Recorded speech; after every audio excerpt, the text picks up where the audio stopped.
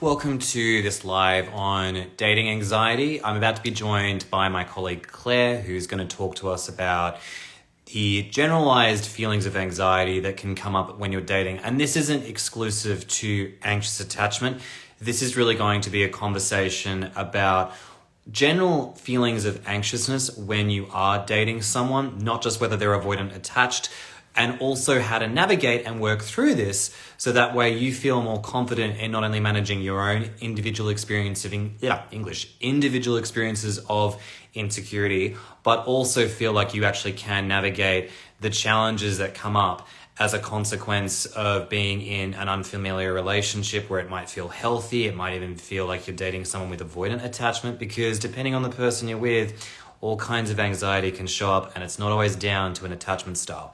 So while my colleague Claire is just coming on board, I'll just say hello to everyone who's joining this live, just to let everyone be remembered, to remind everyone, I'm still on my social media hiatus and we'll come back eventually in about August. But during the next couple of weeks, I am going to be still available for doing a few lives. And now that Claire's here, I'm just going to bring her on board and we can take things from here. Hopefully there's no technical issues. That's a bit strange. There we go. Hi, Claire. How are you? Morning, Ken. I'm good. Oh, it's good to be here. Good to see you. Likewise, it's good to see you too. I figured that it would be good to talk today about how anxiety can come up in dating, not just say anxious attachment, because I don't think you need to necessarily have an anxious attachment to have experiences of anxiety in dating, and also to talk ways to navigate that. How does that sound to you? Yeah, let's do that. So in your experience, how would you describe the anxiety that can come up for yourself, say, in dating? So I would say I have a bit of anxious attachment when I started dating.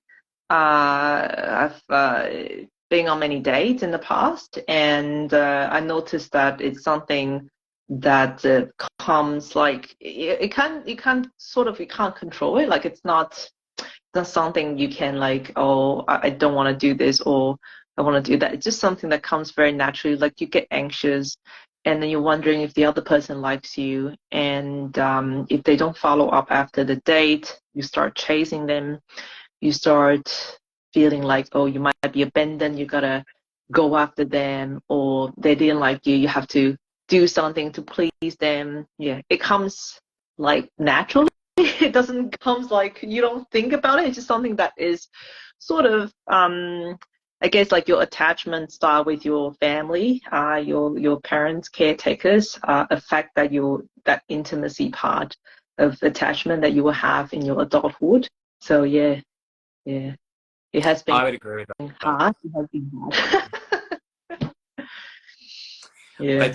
I think a lot of that anxiety is very common. And I'd add to that too by saying, I think if you've also come out of a lot of toxic relationships too, that anxiety can manifest quite differently. For example, you might be the kind of person where you're jumping and looking for red flags at every corner, and maybe even accusing even a reasonably secure partner of things that they've never done before, meaning that you might jump the gun and be like, I don't like the way that you express your feelings towards men or women. That's the sort of thing that my last partner did. And though valid, it can almost be a way of trying to not only protect yourself from potential harm, but it also may be a self-sabotage, because it's almost like in trying to protect yourself from perceived harm, you end up destroying a reasonably healthy relationship before it even has had time to grow. And I think also anxiety, which is not often talked about enough, can manifest for people with avoidant attachment, where their fears of being vulnerable with someone can obviously manifest where they don't feel, comfortable being with someone, where they have to actually explore their emotions. They can explore, their feelings, because there's that fear of being rejected or not being good enough for their partner. So anxiety can definitely encompass a real spectrum of thoughts and feelings. and be very difficult to navigate. For you, Claire, like, when we think about, say, like the impact that it can have on not just dating and relationships, but like when we think of it, like, in terms of like, say you're dating someone and you are feeling more, heightened in your anxiety, how can that impact not just your dating life, but other areas of your life as well? I don't get as much anxiousness that I had before, because I've worked a lot on that attachment style. But previously, so when I dated, I noticed one thing is I tend to attract a lot of avoidance, and then they basically avoid commitment and they avoid become intimate with someone, and which sort of alarm, people who has an anxious attachment style to like trying to cling on, trying to do more, because that resonate with the pattern that we have. So when I was in that dynamic, I feel quite restless. You feel breathless. You feel like you can't sleep, like you're having nightmares, panic attacks, and sweats, and all the debilitating feelings, all the discomfort. Yeah, so it's not very comfortable to be in that situations. I understand, like if some of you are, not even in that dynamic with an avoidant attachment person, but in the dating scenes, like if you feel really anxious, it might affect how you go on your day to day, or how you sort of interact with the person in the date. Um, some people might talk too much, overshare too many of their secrets, or overshare too many things. Even they're not that close to each other. And yeah, it's not comfortable. So I totally get it, and I totally understand. Yeah, fully agree. And I noticed that for me, at least in my experience, I know that back in the day when I used to suffer from this a lot, it would impact so much of my well-being outside of just dating. Like I found that I wasn't able to concentrate on work. I found that I was ruminating constantly on whether this person liked me or not, whether or not I was ever going to get a text back from this person. And it's a really awful cycle to go through. And I mean, I consider myself someone who's, worked on a lot of my anxiety. And I think that what's scary is how it can still come back up again from time to time, in different situations. Although usually now, if I ever feel that, I know, thankfully, that I'm usually in a dynamic which isn't maybe healthy for me and my nervous system. So I'm able to pull myself out of it more quickly, which is great. But I will say it can be very addictive and also intoxicating, because if you're also getting a lot of that intermittent reinforcement where on one hand, you crave that reassurance and affection from someone and then aren't getting it for long periods of time, it can make it really hard to feel like you can ever get to a place of security. Um, it's very interesting because I was reading this book called Attached. And then like what you say, I think I love that book. It was a book my Very hard. psychotherapist recommended me to go to. And yeah, I think whether we are, anxious or avoidant attached, we're all kind of moving towards more secure attached, and also to that place where, a relationship is not a relationship itself is, I mean, you're going to have ups and downs with relationships, but then it's not meant to make us feel anxious or stressed or discomfort, because in that way, why would we get into a relationship like that? um, so I think the first thing is like, building that like grounding and comfort in ourselves, like feeling safe and secure in ourselves, because we're all moving towards more of like a secure attachment, more stable relationship field. So I think it's first, before we seek out anyone or being, in another relationship, I think it's to look at us and be like, hey, I understand that I get, anxious in the relationships. I start to want to people please, to fly, or to freeze when something happened or when an argument happened. Like how am I finding that comfort or safety within myself?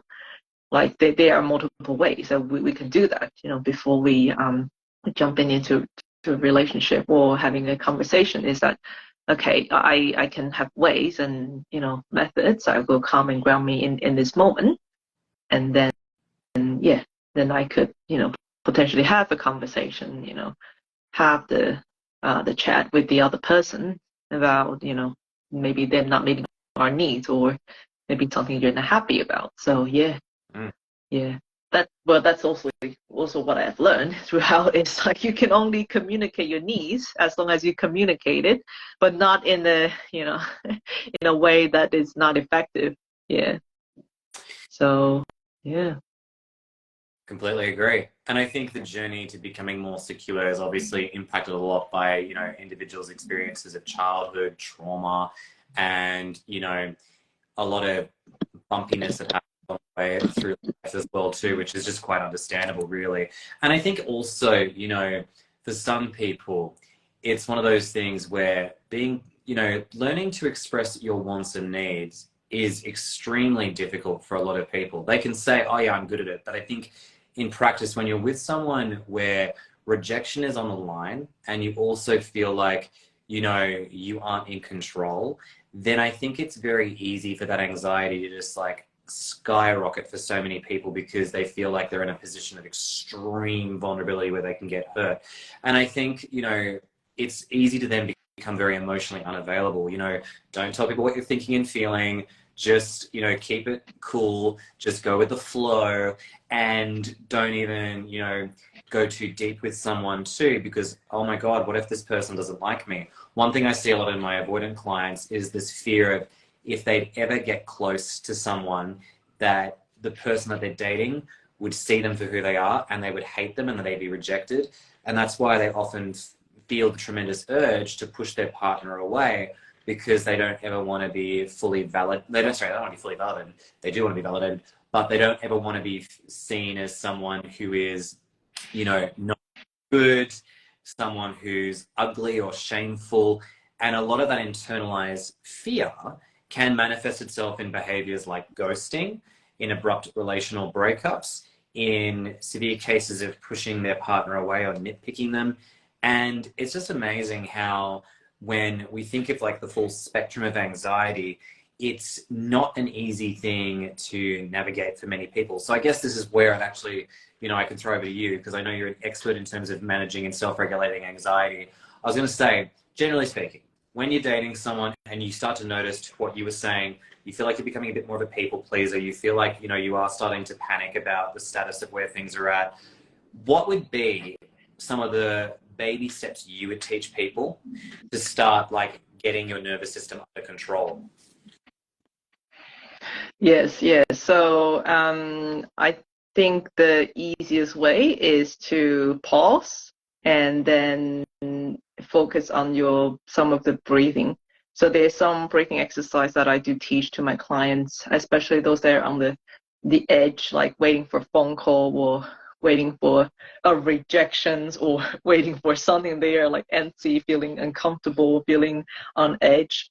So I would say to pause, to take a bit of a distance from whatever that is happening. It could be like your phone, or usually it's phone, or your laptop. Just pause, step away from it for a while, and then focusing on your breathing. So one of the breathing that I like to use, it's called step breathing. It's very effective. Like you're feeling really overwhelmed or anxious, or you have all these thoughts you can't help, like they just pop up in your head, all the worst case scenario popping up in your head. This is an exercise I like to do. So you can practice with me. You can practice with me. So I'm going to use my hand. So it's called step breathing. We're going to take 4 breath. So you breathe in and you hold, you breathe in and hold, breathing and hold, breathing and hold. And the end, you breathe out fully through your mouth, like you're blowing a candle, for 16 seconds. Yeah. All right. Good. So we're going to do that together. So you breathe in, hold, in, hold, in, hold, and breathe out. 2, 3, 4, 5, 6, 7, 8, 9, 10, 11, 12, 13, 14, 15, 16, and again in, hold, inhale, hold, in, hold, and out. 2, 3, 4, 5, 6, 7, 8, 9, 10, 11, 12, 13, 14, 15, 16, and inhale, hold, in, hold, in, hold, in, hold, and exhale out. 2, 3, 4, 5, 6, 7, 8, 9, 10, 11, 12, 13, 14, 15, 16. Let's do 2 more. In, hold, in, hold, in, hold, in, hold, and out. 2, 3, 4, 5, 6, 7, 8, 9, 10, 11, 12, 13, 14, 15, 16. One last one. In, hold, in, hold, in, hold, in, hold, and out. 2, 3, 4, 5, 6, 7, 8, 9, 10, 11, 12, 13, 14, 15, 16. And just naturally inhale and exhale, taking your time to resume your breathing as usual. So this is called step breathing. You got the hold in between and you got the exhalation. And it's the exhalation that helps stimulate the vagus nerve and calm the nervous system. And I usually recommend you do 10 in one go, but if you find it too challenging, start off with 5 and then adding in from there. This one I find particularly easy to do and also particularly easy to relax and calm down. How are you feeling, Ken? I felt like a wave of anxiety just washed over me, and I'm feeling a lot better. I mean, I've been feeling a little bit anxious for my own reasons professionally a bit lately, but I think, and I obviously didn't bring you on so that way you could calm my own anxieties today, but it's been an added bonus. So thank you very much. But it's really practical because, what I really loved about that was the minute I did that, I could actually feel all like these anxious thoughts coming up, being like, oh my God, does Claire want me to just sit and do this, in a very indulgent way whilst everyone's watching me do this? And I just sort of let go, and I had to, and one thing that I loved about it was as I was doing it, I was just like, I'm going to just surrender to what Claire's doing and just allow this to happen. And I got to say, loved it. So it was really good. And I can even see, we got a comment here from Jan Giggles who said, I already was calm, but this made me even more relaxed. So, I got to tell you, I felt really relaxed and I was feeling a bit stressed out. So I'm really grateful for it. I will say that something that I often ask my clients to rate themselves on in session is how anxious they're feeling on a scale of 1 to 10, because I often find that it's really important for them to self-moderate how hijacked their nervous system is.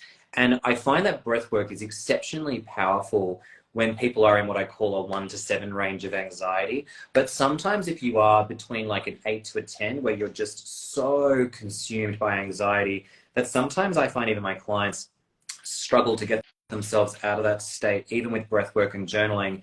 Have you ever had a situation like that before? And if you have, what have been some of the techniques that you found effective for you in that sort of situation? Yeah, I think when someone is like 10 out of 10 or even like, 11 out of 10, like they can't control anything. Yeah. They can't even like, I think it's where maybe like the chemical up there was too high in the brain that sort of they just snap. They just sort of snap. A lot of time when people are triggered, like they snap and they can't even think, and then they just outlash or they did something that they would regret afterwards. I usually say, and in therapy or in coaching, we say just let it be, just just be in that state. That's the state that you need to be in.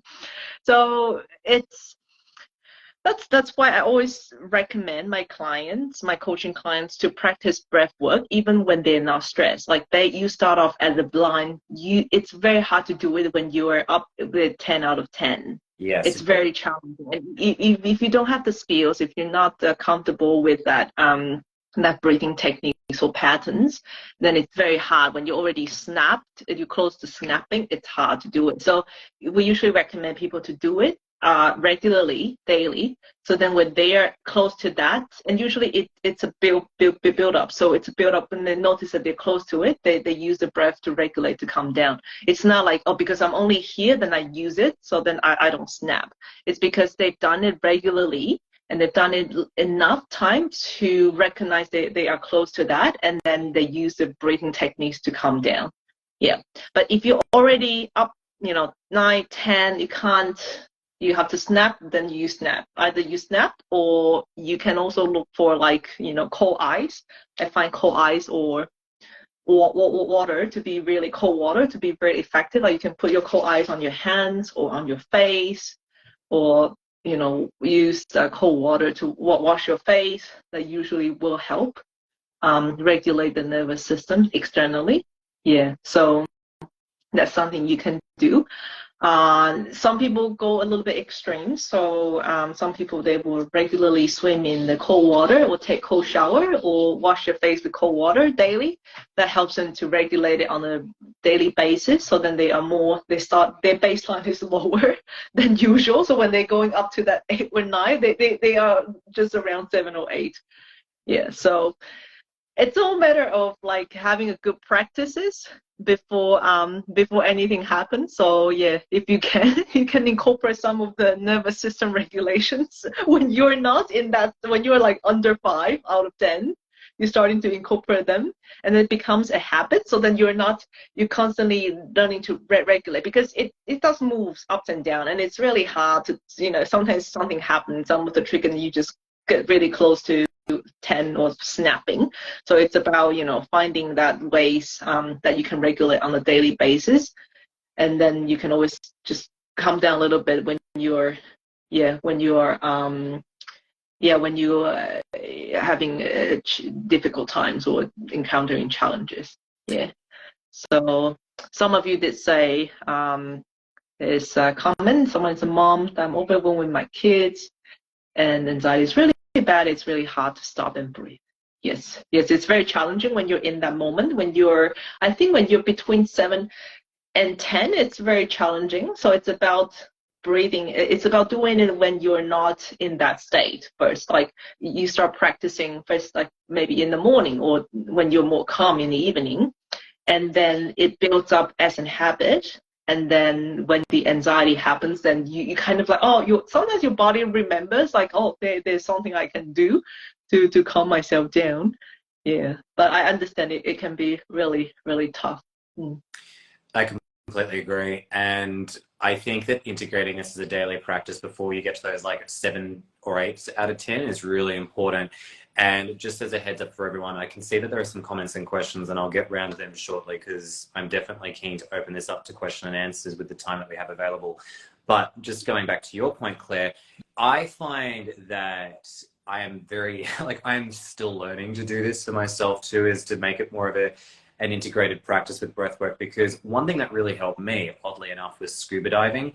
And I found that was really practical, though expensive, because it was literally breathwork on steroids, in that you have no option but to breathe and regulate your breathing, not only for buoyancy, but also for because obviously with the risk of, I can't remember the word for it, but basically due to the risks involved, you have to maintain a consistent pace.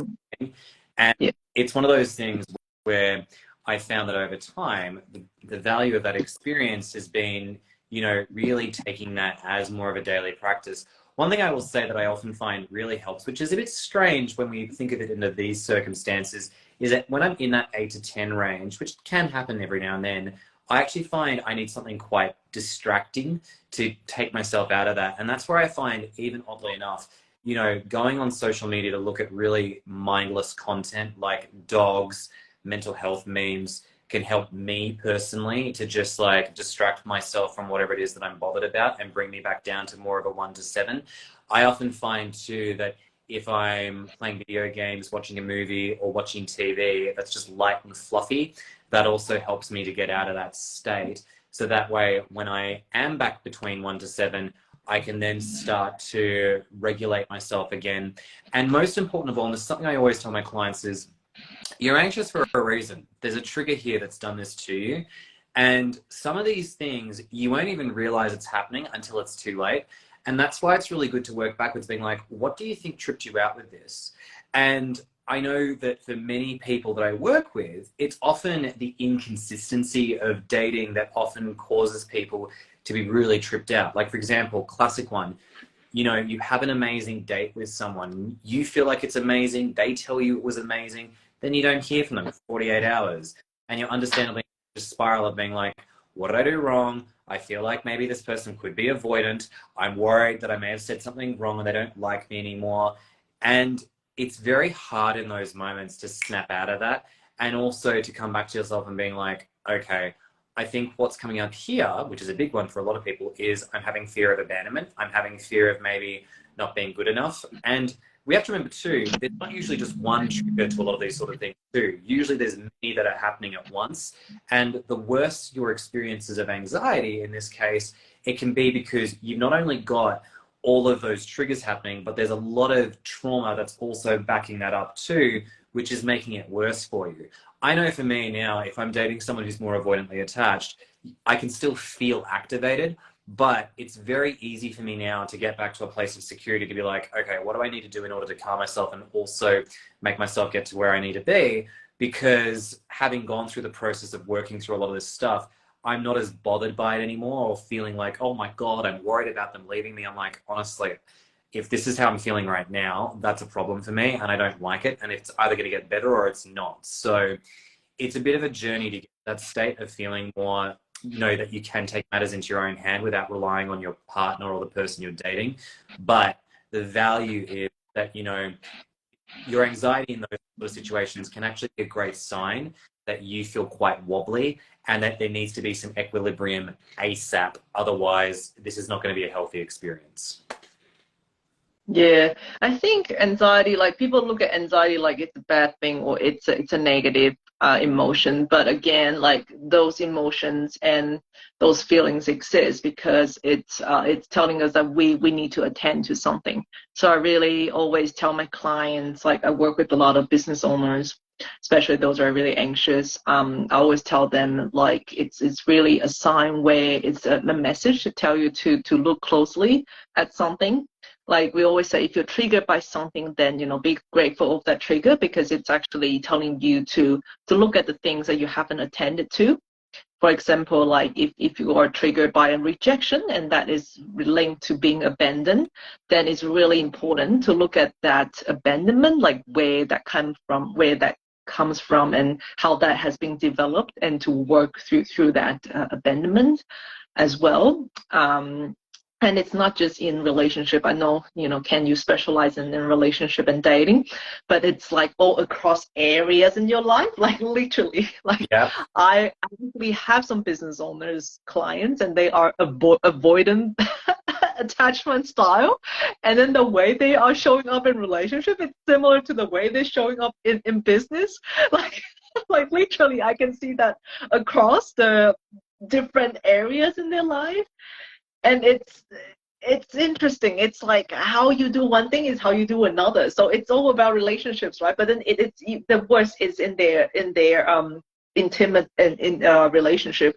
But in business, it also affect them as well. If they're avoidant in business, they might really terribly communicate their needs. They be really terrible at communicate what they want from their business partners or what they want from their employees. So it's all somehow related. It's very interesting. Like if you look at like my love life and my career and my business and my life in general, it's something that if you have a way that you handle relationship, it's how you would handle it across different sectors and affect you in different areas. Yeah, I can definitely relate to that. I'm much an anxiously attached business owner at the moment, and I'm trying to become more secure. In fact, it's my goal this year to try and get to a more secure space. Don't mind that self-disclosure, everyone, because I was going to say I've definitely been surprised at how much this has impacted me. And you're right, like I am grateful for these triggers because I'm like, oh, okay, there's something for me to work on. And is it annoying? Yes, because I mean, I think a lot of us would love it if this inner work was something that was once and done only, and you don't have to worry about this forever. But it's a gift because if there's a trigger that's coming up, it's like, hey, something is clearly making you feel wobbly about this. This is an opportunity to make it more of a secure experience for you too. And I think that the value of learning this is that, you know, these emotions that are coming up, it's information at the end of the day. And I think that it's very easy to like hyperventilate and fixate, being like, oh my God, I'm not good enough. I'm not a good enough professional. I'm not a good enough counselor. I'm not a good enough person for my partner. And a lot of that is just noise that's coming from a deeper rooted issue that definitely needs to be addressed. And I think the value is that once that's done and you get back to a place of equilibrium and peace, it's like, oh, thank God. Like that was, that was clearly like what I was feeling was maybe not the issue. It had something to do much more deep rooted than that too, which is really beneficial as well. I think generally though, one thing I do see a lot with my avoidant clients is they tend to take their anxiety as gospel, meaning like if they're in relationships, they think, oh, if I'm feeling this way, it must mean that this person's not right for me, only to discover to their horror a few days or weeks or months after the fact that they're like, well, that was the worst mistake I ever made in my life. Why did I do that? And I think for some anxious attachers, you're on like the extreme side of things. You know, it's always that fear of rejection and abandonment that I think causes them to become very controlling of dating and relational sort of dynamics too, where, you know, it's through their own fear of losing someone that they ironically lose a person because they get so tired of dealing with that sort of stuff. So I think that it's very hard to navigate the sea of anxiety when you don't see it for what it is and you just sort of only look at it sort of like the trees from the forest without actually realizing it's an internal thing. It's not something external. Yeah, yeah. I think we mirror we are the mirror of ourselves. Like if we look at people's actions and what they say, and you know, we can't really read minds. So what we can only do is like we project that to the outside, and then yeah, we take that as an information. So because of how we feel in here, like how we feel like we abandoned, we feel we're not good enough. So whatever the other person do, it's like whatever they do, we see as what we feel here about ourselves. It's like a mirror that we project to. And that's so important because when you have a trigger, that mirror is a reflection to see in yourself, like, you know, what you believe in and how you're feeling and all the things that might affect. And as a matter of fact, you know, all these feelings are messengers, they are informations, they are not the truth. No. So it's just really important to use any regulation tools to help you to ground yourself in the present moment. And when you're in the present moment, you are able to sort of like, you know, step back and then to see the situations on a bit more of a bigger views, more bird's eye views. You're not caught up in, you know, the internal struggles and dialogues that you have for yourself about yourself. So yeah, that's what I recommend people to do, is to pause. And then if you can breathe. If you can't, you know, do something else that will help you, like listening to the music, jump up and down, or shout, or if you're allowed to, you know, wash your hands with cold water, to put some ice on your face. That will help for sure, for you to be back in the present moment. Yeah. Yeah, I love those ideas. And I think, honestly, I know that cold showers and ice baths have obviously taken a lot of popularity recently for a variety of reasons, but I think nervous resetting is really good for that. I have about 10 minutes before I need to bounce. I was going to say, Claire, would you be open to maybe doing a quick 10 minutes of Q&A? Yeah, for sure. Yeah, I have a meeting as well, but yeah, we can do that. Amazing. So let's talk. I'll answer some of the questions that are currently showing up in the question box. And if anyone has a question, just for our sake, please feel free to throw it into the little icon with the question mark, and we'll do our best to get around to it within time. So let's start with the first one. I can see Elise C 9099 says, my attempts to express in a non-blaming way that they've been defensive when I've tried to raise issues, needs, have been met with more defensiveness, but I do start to see tiny behavioral improvements. I think that's phrased more as a statement. So I'll share my observation and say, firstly, without knowing you and the specifics of the context that you've been in, I'd say that's good to hear that you feel like things are starting to show improvement. I think if you're worried about whether or not this is actually going to work out for you, the one thing I always tell my clients is give it 2 months to see if your methodology is working and if it's actually getting better. And if it's not, and any attempt to communicate is not getting better, then I think you need to reconsider how you're approaching this relationship. And it doesn't necessarily mean terminating it. I mean, okay, how can we try and make this work? And if it's not really improving and you've tried everything to the best of your ability, and you've also seen a professional about it, probably not much more that you can do in that sort of circumstance. Claire, what are your thoughts on that?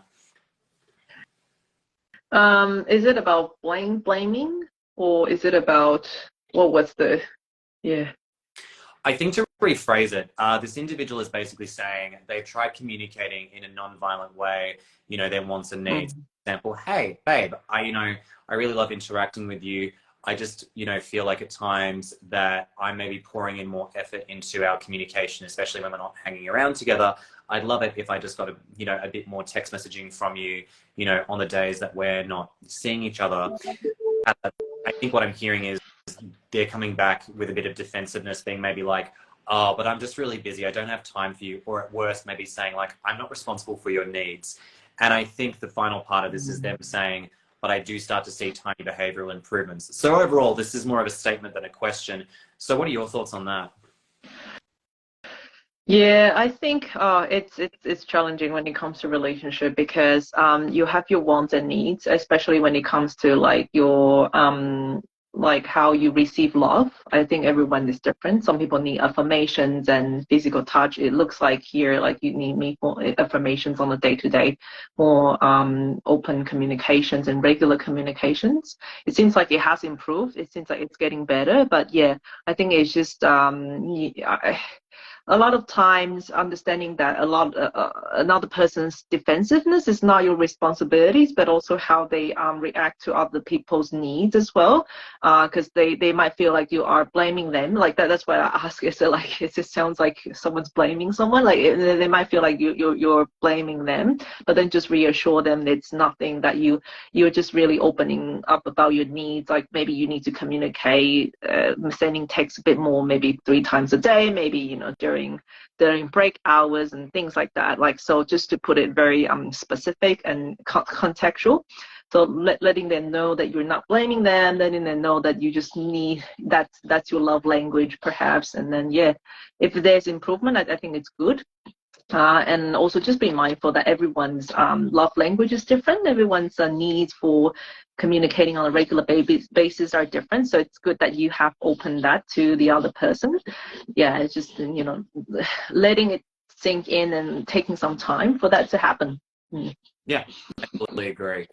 I've got Yeah. another question here, which is, can anxiety cause procrastination, putting off day-to-day tasks?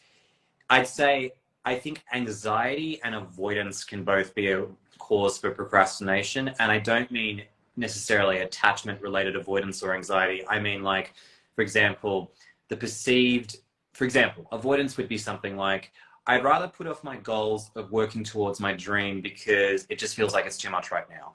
That sort of sensory overwhelm, which is in my experience absolutely avoidance, is that feeling of being like, it's just too much to deal with right now. I don't want to deal with it. I feel like that can lead to procrastination, even if it's not necessarily true or not. And I feel like anxiety can lead to procrastination if it's more of like, I worry about how, for instance, having a conversation with someone might make them feel about me. So I think it definitely can play into that. What are your thoughts on that, Claire? Oh, as a perfectionist, I have experienced a lot of procrastinations in my life. It doesn't have to be dating or career or business related. I think procrastination is like how we delay something because because we think we are not able to complete it, or we are not able to do it perfectly. So I think it's very very common, and I think it's quite normal for most people. So yeah, as you say, does anxiety cause procrastination? Yes, that fear of not being perfect, not doing it well, not doing it in a way that is up to your standard, you're more likely to procrastinate. And also, like when the task is really big, it's really challenging, and then it's out of your so a lot of time, if the something that you're doing is out of your current ability or what you're used to, you kind of in that, you're not in the flow state anymore, so you're in the state where it's actually a lot of anxiety, and it's quite normal. It's part of being human, is that when you're not in your comfort zone, then that is where procrastinations happen. So there's that part as well, and also another part where you're reaching for perfection, and then that is preventing you from taking actions. Yeah, so I would say, yeah, it's really first to regulate yourself, and then to break down whatever that you're doing into tasks that's maybe more achievable. Yeah, making it and also understand the consequences of procrastinations. Usually it's a pain that help people to move forward. Like the consequences might be worse than procrastinating itself. The consequences might be worse than doing it perfectly itself. So yeah, that's what I would recommend. Mm. Completely agreed. Last thing I'll add to that too is I often find that people who procrastinate on big things, the consequences can be huge. And one thing I found with a lot of my clients is, if they choose to do that, I'm like, more power to you, because at the end of the day, we as counselors and even coaches can't control our clients. And sometimes there's a gift in the pain of the consequences, because it often makes you realize, oh, that was something I shouldn't have done. And they chose to do something different next time. So, procrastination is often a sign that something needs to perhaps be considered. And last thing I'll say too is that sometimes procrastination can be a sign that you're maybe not enthusiastic about the thing that you're doing. And that's a very real feeling for a lot of things. Like, I mean, I'm no stranger to procrastinating cleaning, but that's simply because I'm just like, ugh, can't be bothered. Last question for today. Jazz Peter Qatar asks, what do you think it takes for an anxiously attached and an avoidantly attached person to find common ground? Since we know that we attract each other, she is avoidant and really likes me. That's quite obvious.